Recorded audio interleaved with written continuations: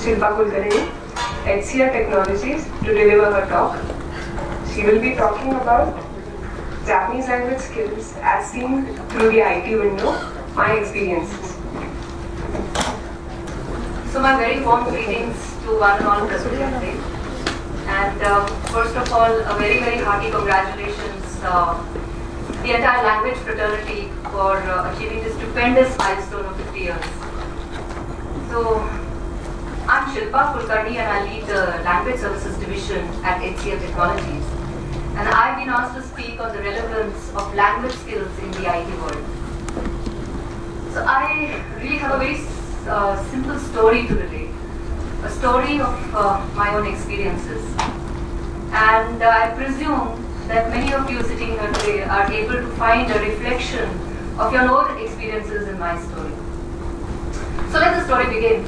I basically come from a humanities background, and because of my love for languages, I specialized in French and I was doing Japanese here at Pune. And I was fortunate enough to spend a year at Kyoto University on a home show.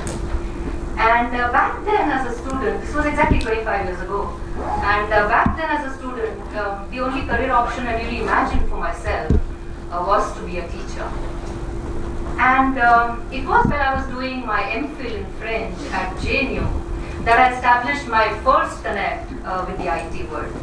I got an offer to join TCS in its training division, and I remember I jumped with excitement because TCS was a big name, and I was about to embark on a journey of teaching, which was my area of passion.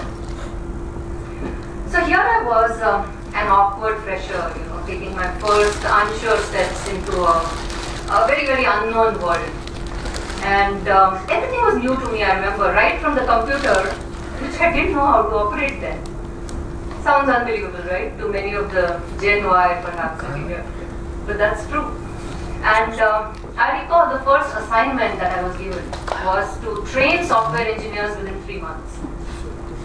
3 months language training? I secretly thought that my manager must be insane. So I really didn't know how to do it. And I back then I think that movie PK was also not released. So I had no inspiration from Amir Khan that I hold someone's hand, for 6 hours and the language competency is transferred. So I wish I knew such magic tricks. Now, I realized during my 2 years of experience in TCS that while the training community adopted more long-term, intensive, traditional but very solid methods of teaching, the corporate demanded more of a customized, tailored, short and quick methods of teaching. So as a fresher, it was very difficult for me to reconcile with these differences. And when I look back now, I realized that there was very little creative work that I ever did in TCS. So I moved on from TCS and I jumped into the world of finance. I joined American Express. And while in TCS, I was still, sort of swimming in waters of my known territory, which was language.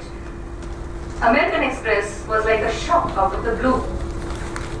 The one key takeaway that I would like to relate here is that in TCS, I was performing a support role of training domain experts on Japanese language.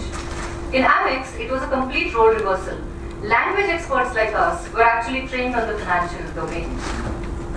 And that, my dear friends, is the need of the industry today. So I won't dwell too much on Amex because it was a strictly finance-related experience. So I went on to join HCL Technologies, which is my current company, and I've spent a wonderfully long 15-year career here. And I think that has been mainly possible because HCL allowed me the space to fall, to fail, to get up, to learn and to grow. I remember my first day in HCL when I went for a written test, the test that everybody normally has to appear for. And when I looked at the test, it was a long technical translation test, and I was horrified because I didn't know how to do technical translations. And I remember, I think I almost walked out of that test, and that was 15 years ago. Even today, the situation has not changed much. See, we still continue to administer such horrible tests, and our conversion rate is borders around, say, about 15% or so. So that goes to show that there is still some gap in the readiness levels, not just the freshers, but also a lot of experienced people that we evaluate. But there's one point that I would like to relate here, and very proudly so, that my highest conversion rate is in Pune. And for that, I think a whole lot of credit goes to the wonderful work that the teaching fraternity is doing here in Pune. I think it calls for a lot of applause. So the first takeaway from HCL was that excelling in language skills doesn't necessarily ensure readiness for industry valuations. Okay? I move on then, and let me describe my first brush with translation. I was given Japanese to English specifications to translate. And when I looked at the Japanese specifications, it made no sense to me, seriously. And when I translated it, I sort of read it and reread it a number of times over, and I wondered whether my translation would make any sense to the user at all.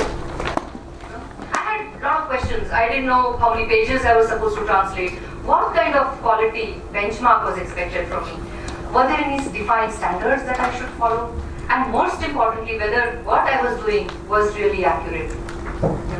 So with 7 years of, and back then I think those were very tough times, because we probably wondered whether translation was being considered as a mindless job. Because engineers would walk up to say, you just have to translate what is already written in Japanese. You don't need to think, So I found that very amusing.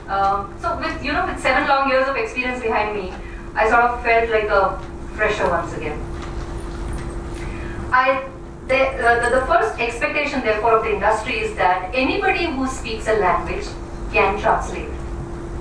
But that is far from the truth, because translation is a very specialized skill. You need a lot of deliberate practice. You need to be able to do research. You need to be able to use tools, right?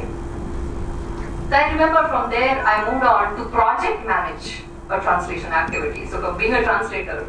And I remember I was dumped a large-scale English to Japanese documentation, and I broke out in cold sweat, and my head went into spin for a number of days, because I didn't know how to project manage, let alone do English to Japanese.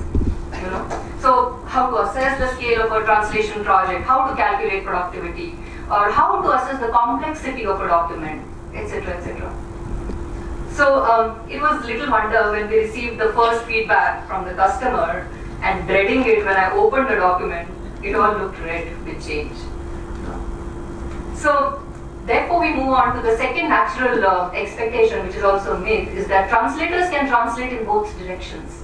Whereas I think most of us would agree that professional translators translate best into their output language. Right?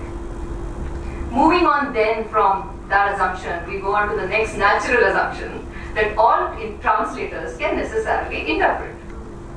Now when you're in a customer visit, if say the presentation is on a medical domain, the interpreter is expected to know all specialized terms from angioplasty to endoscopy, and then he is supposed to make a switch over as quickly to say a digital camera domain, and then switch back to a multifunctional printer domain. So basically you are supposed to be a walking dictionary. Alright.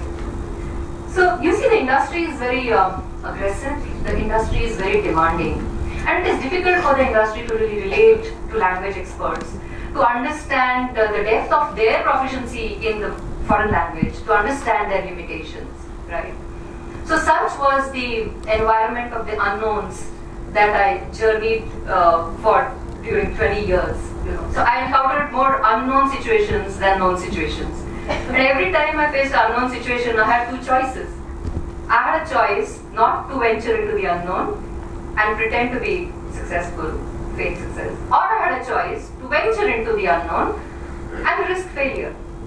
And I think on most occasions, though not all, I think I chose the latter. And in fact, I've worked hard for my failures. And it's through these failures that I gradually started building the bridges and creating systems, creating processes, And that's where I finally found my true calling. So today in HCL, for instance, we have very uniquely designed language service management methodology, and we are constantly in the process of maturing these services, like our estimation guidelines, review processes, defect analysis, measurement, and a host of other practices. So what I feel is there is a very strong need in the industry today to create standards which don't exist. So when I started off, I had no precedents to follow. So I had to create those.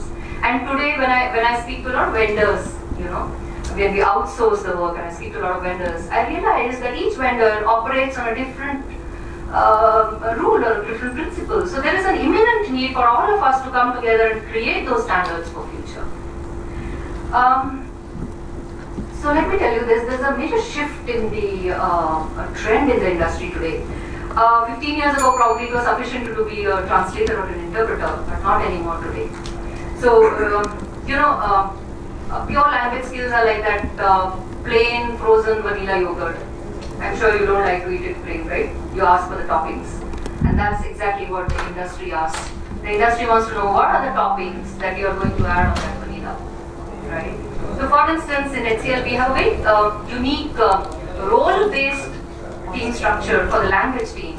At every stage that you progress, you're adding a specific value to the role that you did previously. So many of our language experts have now moved into a sales support or a pure sales or a bilingual tester role. So of course, I think I don't have much time, so we've spent enough time deliberating about the shocks and the surprises that a fresher encounters when he joins the industry. But we need to now start recognizing these gaps and start acting on these gaps, right?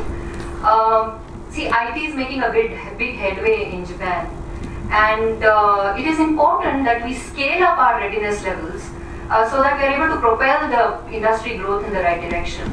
So some of the thoughts that I have, for example, are that there could be some exchanges between academia and industry, where the industry maybe, for example, sends a trained translator to spend a part of the semester at a university teaching a translation-oriented course, and vice versa. Or there could be summer internship programs on the same lines as in the engineering space. Or maybe we could introduce Japanese in schools in a much bigger way than is happening now. Also, I think a lot of things, interestingly, are happening in Pune. So I already noted that through a lot of the experiences I heard from Manasi and Prajwal and others. One thought would also be to sort of have two streams of specialization after a BA. One into a pure language, which is for the people who wish to go into academics, and another branching out towards the industry needs of technical translation. So I'm sure if we all put our heads together, we'll find many more innovative solutions to bridge this. So to sort of sum it all up, I would like to say that possessing, say, a JLPT level 1 or a BA or an MA doesn't automatically make you a good trainer, a translator, or an interpreter. You really need to train on those skills, right? And students should not look at a one-time job. They should actually focus on a long-term career. And for that, they have to exhibit a lot of flexibility. See, they have to constantly see how they fit into the bigger picture of the industry, which keeps shifting, which keeps changing. So you have to adapt, be flexible, right? And you see, we are deepening our bilateral relationships with Japan. And today the industry faces a huge shortage of skilled language experts. So I think it is important for us to create language and culture support mechanisms to suit the need of the business, to suit the need of the industry. And for that, I think the academia and the industry need to shoulder joint responsibility. So industry should, of course, I think, going forward, really engage more intellectually with the academia. And the academia should probably train the students for a life outside the campus, right? So that alone will teach them skills to make a smooth transition into employment in the future. So before I leave the platform, I think I managed my 5 minutes or 15 minutes or almost. So before I leave the platform, I leave you with one question. Oh, okay, there it goes. That are we all together as a language fraternity willing to journey together, where we use our collaborative wisdom, our past successes, our past failures, and go on to transform the landscape of the language industry for our future generations. So I leave you to mull over that thought. Thank you.